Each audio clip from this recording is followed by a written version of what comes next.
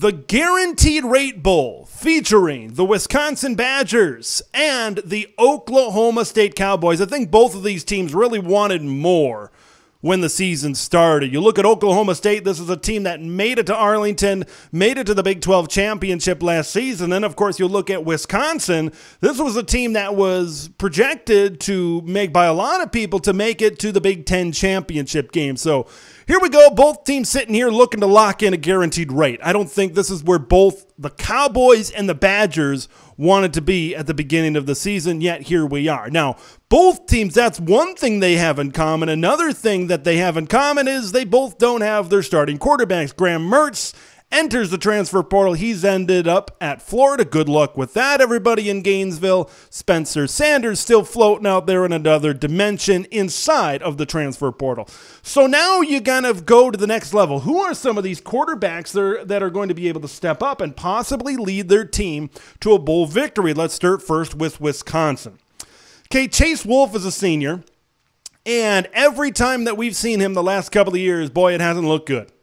It has not looked good for the Wisconsin Badgers when Chase Wolf plays. Remember that game against Minnesota, what they have first and goal down inside the 5, and then somehow they didn't even snap the ball, and they end up back on the other side of the 20-yard line. Like, Chase Wolf has not had a lot of success. He hasn't really thrown a lot of good balls. Now, we haven't seen him play a ton. So maybe with the extra preparation, maybe Chase Wolf is able to put together some confidence and prepare a little bit more for what Oklahoma State is going to throw out there on the defensive side of the football. When you look at the other side of the coin for Oklahoma State, Garrett Rangel, or what a name this is, Gunnar Gundy, are kind of some options that the Oklahoma State Cowboys have right now, but they don't provide a lot of optimism, I think, right now for Oklahoma State going up against this Wisconsin defense. I'll get to that in just a minute. Both Rangel and Gundy have combined for around 50% completions and 5 touchdowns, 7 interceptions, both for Rangel and Gundy as quarterback at Oklahoma State.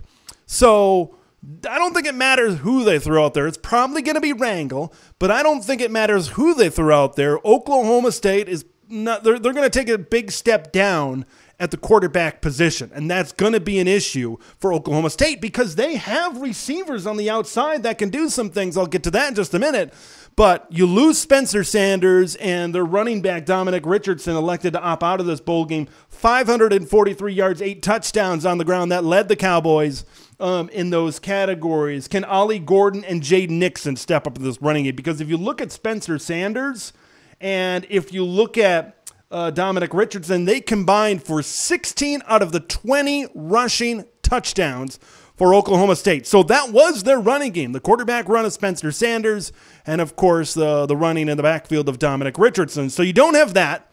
You don't have the passing that you do from Spencer Sanders at quarterback, but you do have a good amount of wide receivers kind of coming into this game that can maybe do some things for Oklahoma State. I look at Brennan Presley, the leading receiver on this team. I look at Braden Johnson. John Paul Richardson is a guy that can maybe stretch the field just a little bit. Those 3 guys combined for 1,788 yards and 9 touchdowns this season.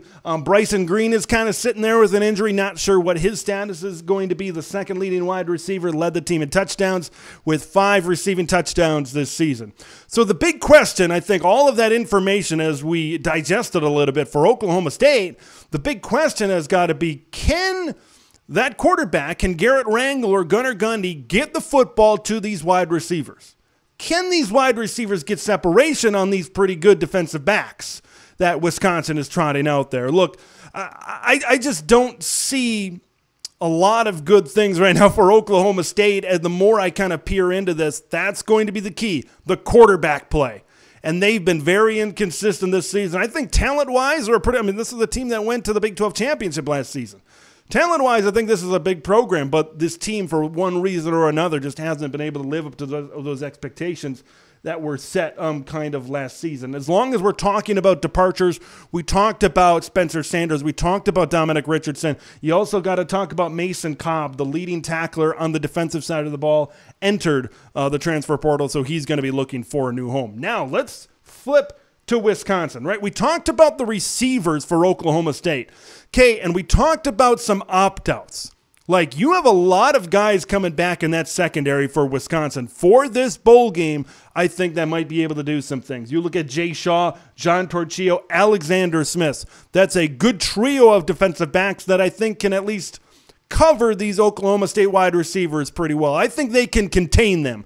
And I think that's the big thing that Wisconsin's defense has to focus on is playing good man-to-man coverage against these Oklahoma State wide receivers. Look, I don't think they're super-duper game breakers at wide receivers for the Cowboys.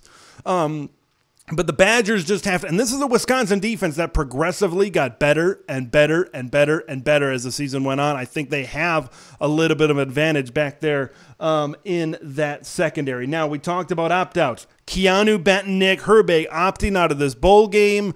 Those two guys were the best in terms of the front seven in this Wisconsin team. That, especially Keanu Benton. Now, Nick Herbig, he was good. Don't get me wrong. Nick Herbig was great all year long, but Keanu Benton really stepped up and I think improved his draft stock as the season went along, especially in the second half of the season. They're going to miss that pass rush. So you got to find players. Jordan Turner is a guy, the sophomore linebacker, that can maybe do some things at linebackers. But I look at Muma Jongmeta to step up. 11.5 tackles for loss this season, second on the team behind Nick Herbig. Okay, you got 3.5 sacks this season, and 88 total tackles that led the team. I think he's going to be a guy that's going to step up. A lot of times, what these bowl games are about nowadays is seeing the future of your program. And I think he could be the future of what Wisconsin has on the defensive side of the ball. Look, for Wisconsin, I think because of what you don't have at quarterback, you got to just pound the rock with Braylon Allen. And this might be the last time we might ever see good old-fashioned Wisconsin football, right? Because of what's coming in on the offensive side of the ball. We could have, air raid type of system coming into Madison, Wisconsin. Braylon Allen, you got to ride him in this game. You got to try to pound Oklahoma State on defense. This isn't a great Oklahoma State defense.